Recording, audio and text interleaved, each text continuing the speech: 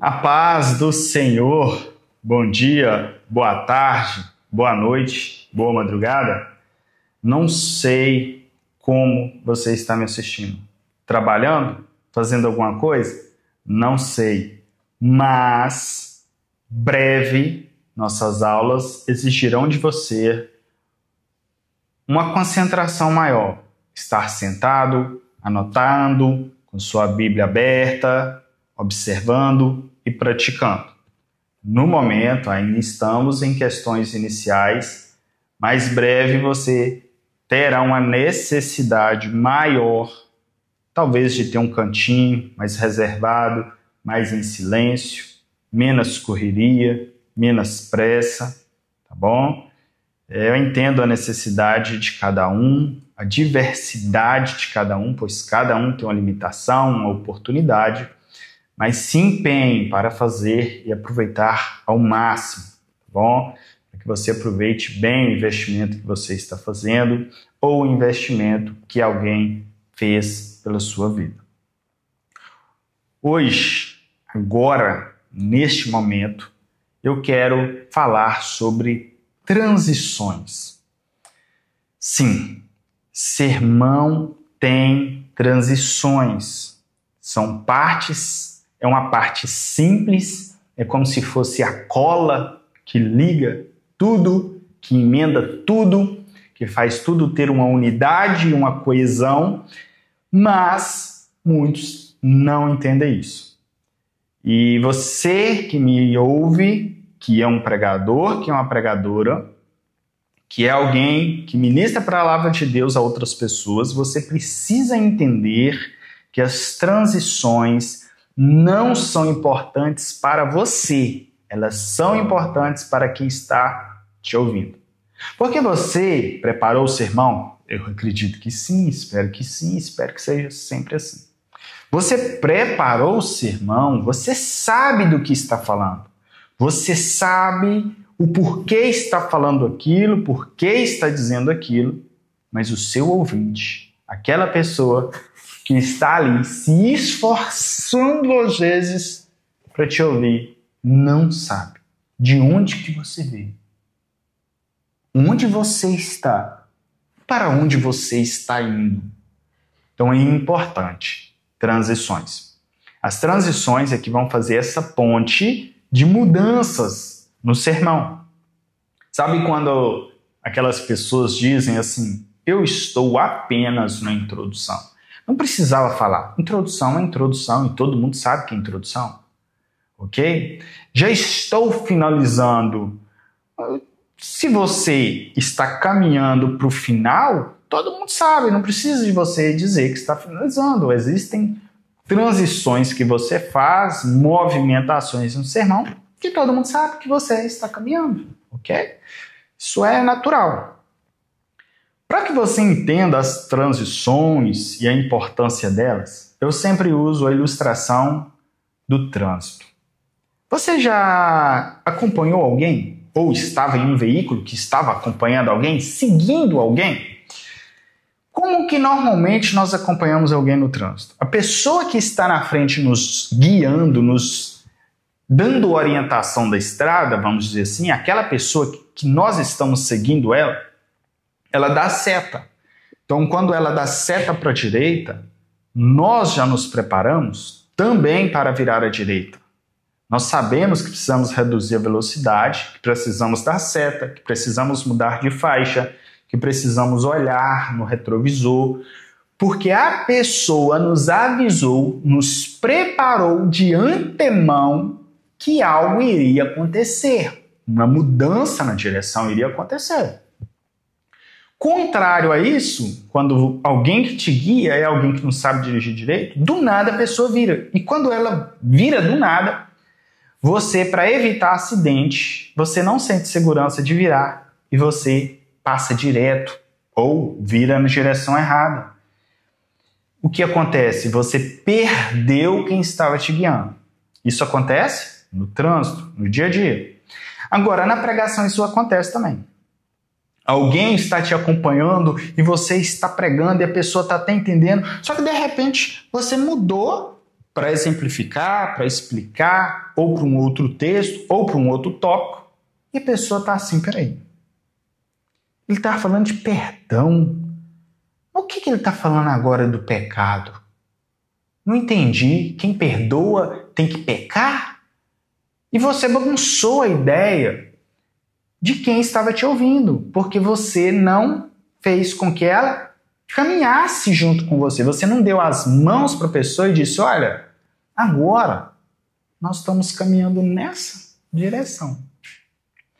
Você não disse para ela, olha, agora nós vamos ler esse outro texto para entendermos melhor sobre este assunto.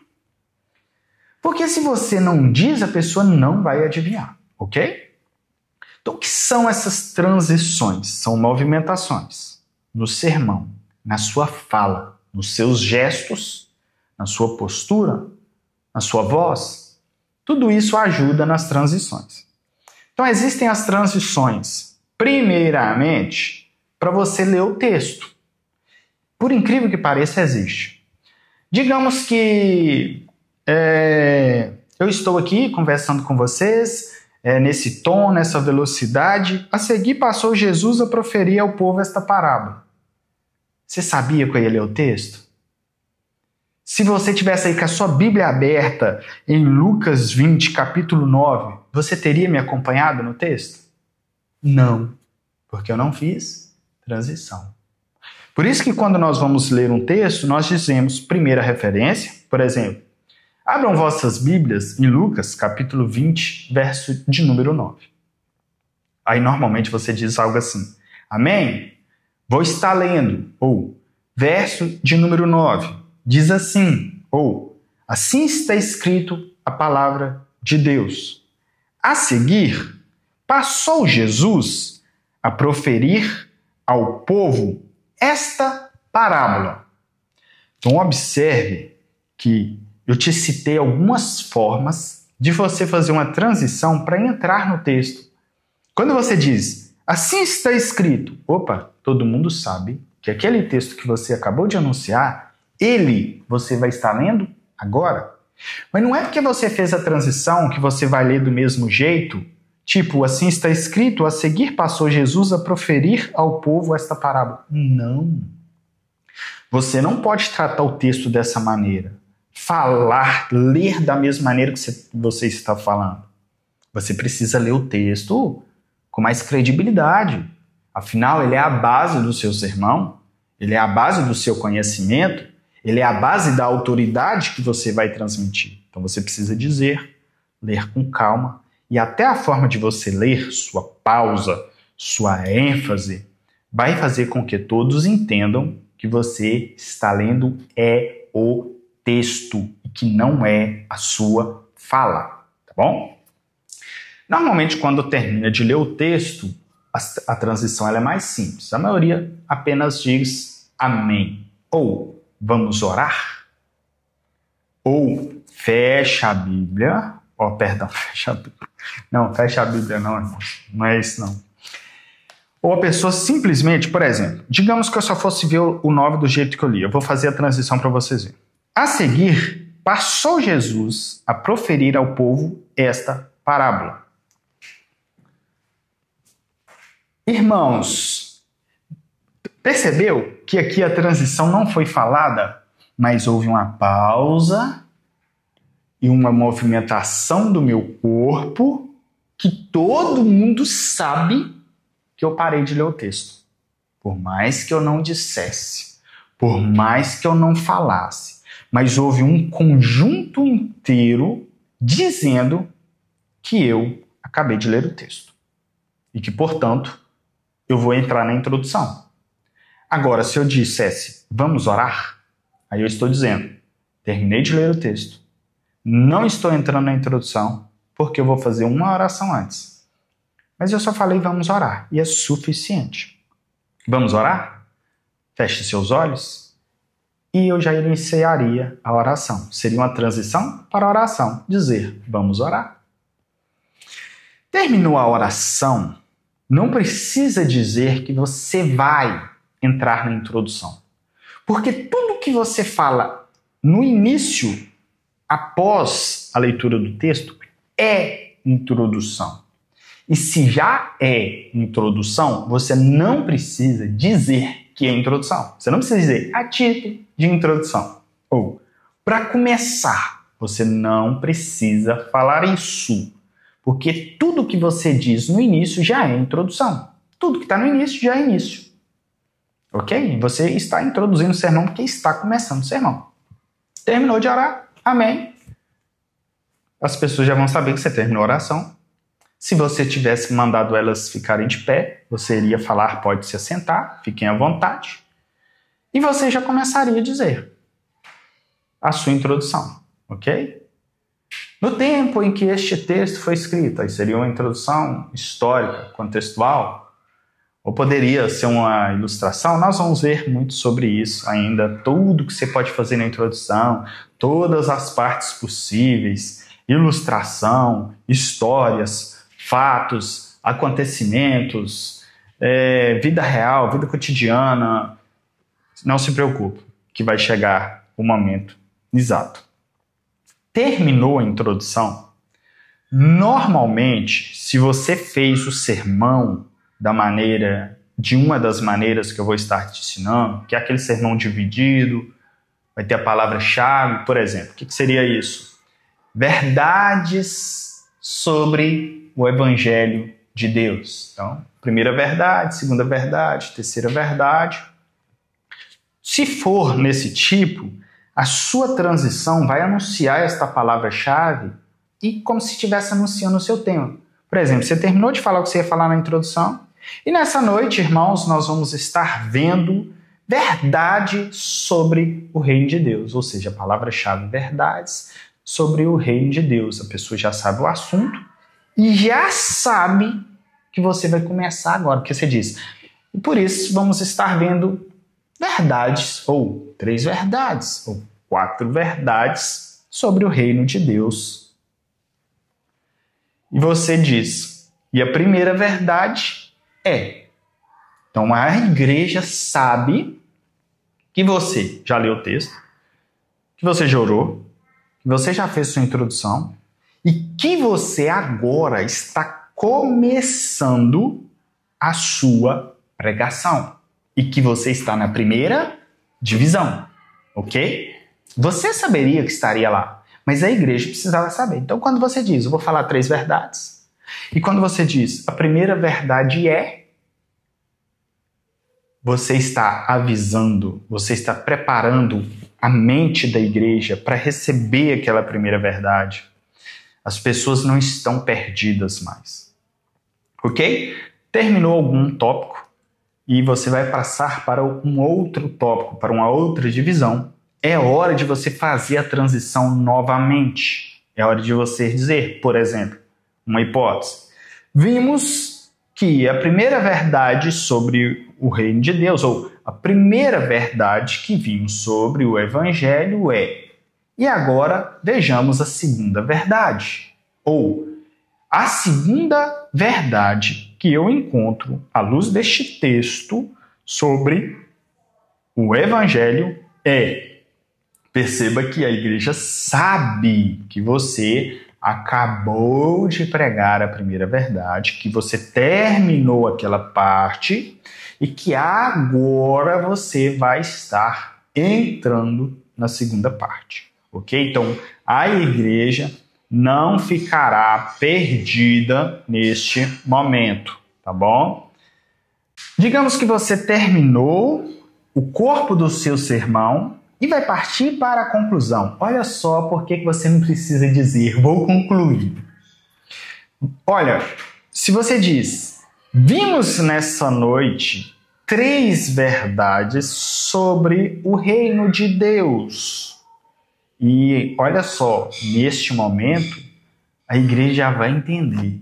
Vimos, olha só, vimos, não estamos mais vendo, vimos.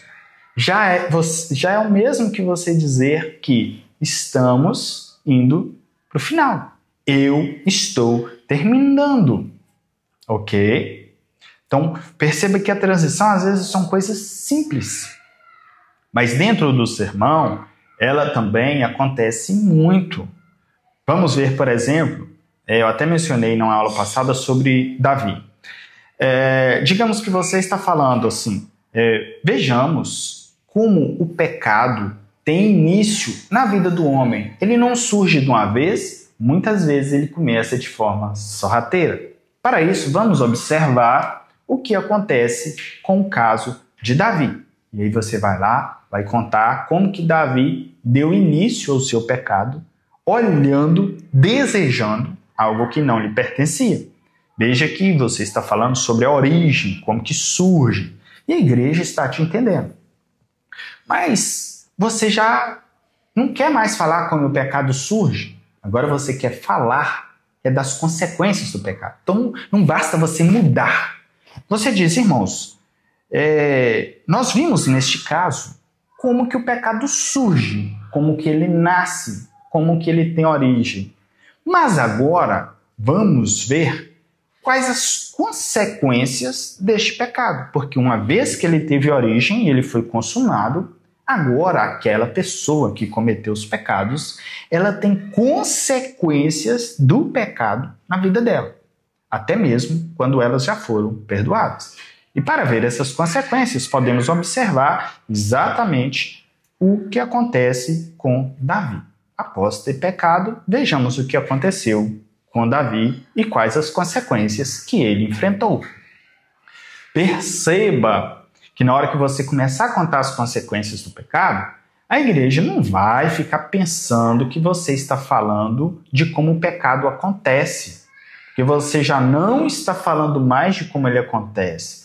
Você está falando das consequências do pecado, ok? Porque você mudou o assunto.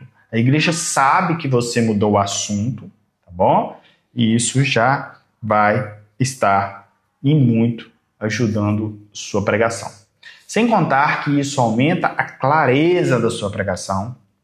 Isso faz com que as pessoas não se percam e por não se perder, elas não perdem a vontade, o interesse. Porque imagine, você está no início de um sermão.